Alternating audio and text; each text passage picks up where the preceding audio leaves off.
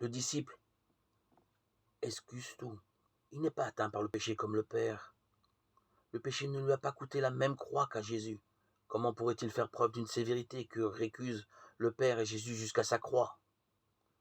Comment savoir aussi ce qui se passe dans un cœur?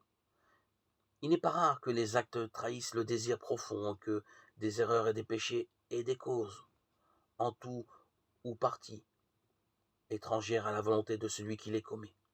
Aussi bien, le disciple ne se contente-t-il pas de regarder l'autre, sachant que son regard s'arrête à la périphérie de son être, sans le pénétrer jusqu'au cœur.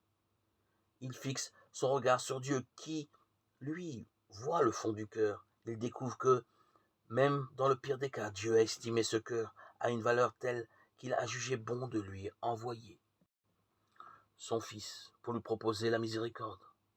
Fort de cette constatation, le disciple ne s'érige donc jamais en juge. Il suppose toujours les circonstances atténuantes, sachant que lui-même a été l'objet d'une semblable démarche de la part de Dieu.